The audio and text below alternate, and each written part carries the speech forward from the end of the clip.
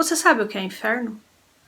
É o lugar em que a mera ideia de dizer basta ao sofrimento que uns infringem a outros, a céu aberto, é impensável. Esse pensamento é de Gabriel Com e abre a introdução do livro Rituais de Sofrimento, de Silvia Viana. Baseado nessa obra, nós vamos conversar a respeito do Big Brother Brasil e de outros reality shows.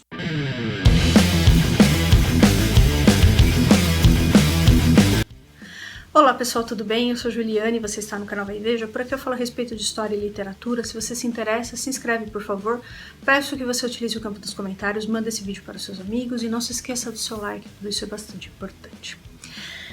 Hoje, pessoal, excepcionalmente, nós não vamos conversar a respeito da guerra na Ucrânia, porque é um assunto muito pesado, muito difícil, eu estou bastante cansada. Então eu trouxe um outro assunto para nós conversarmos a respeito, que é o Big Brother Brasil e outros reality shows, e como eles estão normalizando o sadismo em nossa sociedade. Para compor esse vídeo, eu me baseei na obra Rituais de Sofrimento, da Silvia Viana.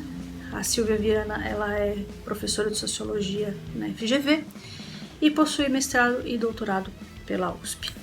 A Silvia Viana, ela abre o capítulo 1 falando a respeito de um programa do Pânico na TV, em que a equipe do Pânico estava há um mês na África do Sul, cobrindo a Copa das Confederações da FIFA.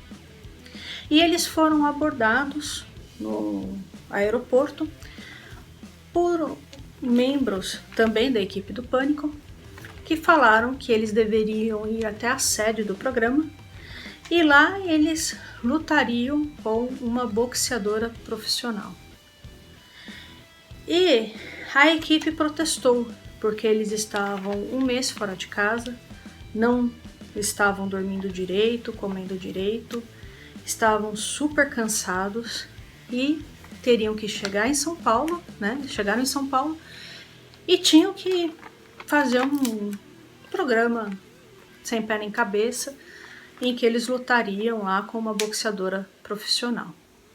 E ela, até mesmo a Silvia, nos mostra um trecho, né, desse programa que eu não vou poder pôr aqui, pessoal, por conta de direitos autorais, tá? Já muito irritado, um técnico da equipe desabafou: eu sou câmera, eu não tenho que estar participando desse negócio aí. Tô cansado, são 40 dias, 12 horas comendo mal. Todos os outros protestaram e, transtornados, se recusaram a participar. É uma falta de respeito isso com o cara que está trabalhando. Quero ir embora, quero ir para minha casa. O produtor do programa interveio e com o celular em riste ameaçou: tem uma ordem que é do Emílio e do Alan, diretores, para todo mundo entrar no carro agora e ir todo mundo para lá. Não obstante o ódio generalizado, eles retornaram ao carro. O humorista encarregado da piada tentou inúmeras vezes fazer os outros rirem, até que, já constrangido, falou em tom de brincadeira: não fica bravo comigo, tô aqui trabalhando, cumprindo ordens. O outro respondeu: brincar? A gente até compartilha com vocês, só que a gente tá sem comer, sem dormir, entendeu? É desumano isso, pra caramba. O operador de câmera irado completou: eu tenho uma puta consideração com você, mas como você consegue ver graça nisso? Ver seus amigos de trabalho se for uma situação que não tem graça? O cara lá em casa vai olhar para mim e achar engraçado. Hahaha, o cameraman tá fô. Quando chegaram ao estúdio, aquele que ainda tentava piadas, mas cujo olhar traduzia tristeza, disse com seriedade: vem, por favor, eu tô cansado, desculpa aí. Capítulo 1. Como essa coisa pôde ser televisionada sem a menor vergonha? Capítulo 2. O que sustenta a ameaça dos diretores? Capítulo 3. Por que a equipe voltou para o carro? Capítulo 4. Como o humorista suportou ver seus amigos de trabalho se for? Capítulo 5. Por que a piada continua? E a partir desse trecho, a gente pode entender a tese principal, né, da Silvia Viana, que é a normalização do sofrimento e do sadismo na nossa sociedade, através dos programas de TV, como do próprio Pânico na TV e também dos reality shows. Mas o que é sadismo? Em linhas gerais, sadismo é sentir prazer em ver o sofrimento alheio, né? Segundo a autora, os reality shows e o Pânico na TV, eles têm como base a ideia de que o valor da vida está na batalha pela sobrevivência e não pelas coisas boas que a vida tem, né? Não pelo prazer, pelo descanso, mas está no sofrimento. Isso gera uma normalização e um prazer das pessoas ao verem os outros sofrendo. O Big Brother Brasil, por exemplo, ele não tem nenhum valor educacional. Ele é um programa perverso, um jogo cruel, em que o público decide quem fica e quem sai. O jogo, ele tem na sua base a espetacularização do sofrimento alheio, principalmente por conta daquelas provas. Eu acho que são as provas dos líderes, né? Faz muito tempo, pessoal, que eu não assisto Big Brother. O último que eu assisti tinha uma senhora e uma moça, e aí o pessoal ficava falando que era a avó com a netinha. Ai, nem sei que Big Brother foi aquele, eu nem assisti tudo, mas eu lembro bem dessas duas participantes, né? Mas enfim, eu lembro que tem a prova do líder, né? E a autora comenta muito a respeito disso. Que são coisas bastante cruéis, então as pessoas ficam em pé a noite inteira, passando frio, calor extremo, umas coisas bem complicadas, né? E tudo isso é normalizado na nossa sociedade, mas vira mercadoria e espetáculo. Olha só o que o próprio Pedro Bial falou uma vez. Da mesma forma que esses caras se preparam para participar, a gente aprende a surpreendê-los. De um programa para outro, percebemos que eles estão mais espertos e então nos preparamos para ficar mais espertos ainda. É um jogo de gato e rato o tempo todo. Dessa forma, quanto mais esperto se torna o participante, mais cruel a prova se torna. E aí o Boninho afirmou em um outro momento: eu os encaro, os participantes, como peças de um produto, de um jogo. É importante nós apontarmos que, além do sofrimento se transformar em mercadoria, os participantes também se transformam em mercadoria. E a gente não pode deixar de dizer que o Big Brother Brasil e os outros reality shows, eles são muito rentáveis. Por quê? Os participantes não recebem nenhum salário. Eles são responsáveis pelo próprio figurino, pela maquiagem, pelo cabelo e tal, ou seja, as emissoras não gastam nada com isso.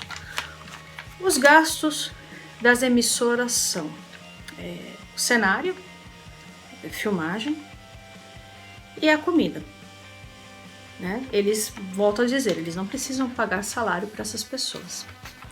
Um participante só leva o prêmio. O prêmio é alto, de 1 milhão e tal, mas vamos pensar que a emissora está lucrando muito, mas muito com tudo isso, em publicidade. E como a audiência é alta, então eles podem cobrar muito das empresas que resolvem fazer publicidade nesses reality shows. A pior coisa para as emissoras são participantes muito bonzinhos, aquelas pessoas que não brigam, que não falam mal de ninguém. Pelo que eu li, isso aconteceu com o Thiago Abravanel, né? Com o neto do Silvio Santos. Parece que ele não deixava as pessoas entrarem em conflito, ele apartava as brigas, e tinha um monte de gente falando que era um Big Brother chato. Olha só que loucura, né? As pessoas, elas estão normalizando brigas, normalizando conflitos e, por consequência, o sofrimento alheio. Elas estão sentindo prazer com isso. E isso reflete sadismo. A Silvia Viana, ela nos chama a atenção de como esses reality shows estão parecidos com o mundo do trabalho. Ela fala bastante a respeito do programa O Aprendiz, que no Brasil era apresentado pelo Roberto Justus, nos Estados Unidos pelo Trump, e como as pessoas normalizam o sofrimento também no mundo do trabalho. Ela conta que um amigo dela trabalhava numa agência de publicidade e o chefe contava e ria pra caramba, falando que ele trabalhou numa empresa, numa agência, e que toda semana ele fazia o seguinte: ele chamava uma pessoa para uma reunião, segurava um papel em branco nas mãos e não falava nada. A pessoa perguntava: o que é esse papel? É a sua carta de demissão. E a pessoa assim se assustava e ele ria pra caramba. Aí depois ele falava: não, nós não vamos te demitir por enquanto, mas você precisa trabalhar melhor. E a pessoa voltava a trabalhar atordoada, morrendo de medo de ser demitida. E na cabeça desse cara, a produtividade da equipe dele era muito alta, porque as pessoas morriam de medo de serem demitidas e tal. Então, a partir disso, né, ela vai nos falando que os reality shows, eles se transformaram em espelho da nossa própria sociedade, porque nas nossas relações cotidianas, principalmente no mundo do trabalho, nós estamos normalizando o sadismo. Nós achamos que é normal sofrer para trabalhar. Nós achamos que esse tipo de reunião que esse cara fazia é algo normal, que simplesmente ele está querendo o máximo da equipe e tal. Isso é um absurdo completo. O grau de desumanização que vem por conta disso, né, por conta da normalização do sadismo, ele fez com que a autora dialogasse com a obra O Processo, do Franz Kafka. Resumidamente, no Processo tem um personagem chamado Joseph K.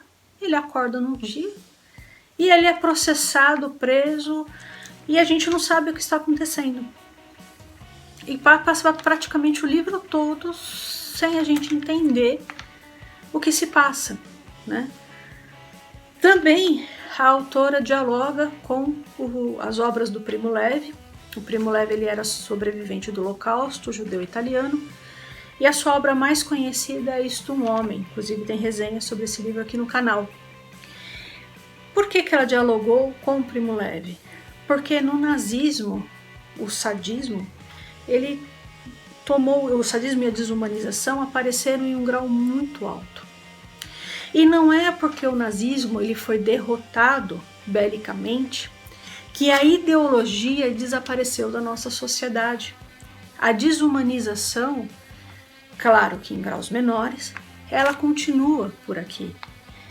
E está sendo normalizada e banalizada por nós. E inclusive o sadismo, que era um dos componentes do nazismo e dos campos de concentração e extermínio, está sendo normalizado por nós e foi transformado em mercadoria e espetáculo nos reality shows. Pessoal, eu deixo essa indicação aqui com vocês. Espero que tenham gostado do vídeo de hoje. Peço sua gentileza para que não deixe de se inscrever nesse canal, curtir e compartilhar este vídeo. Um abraço e até mais.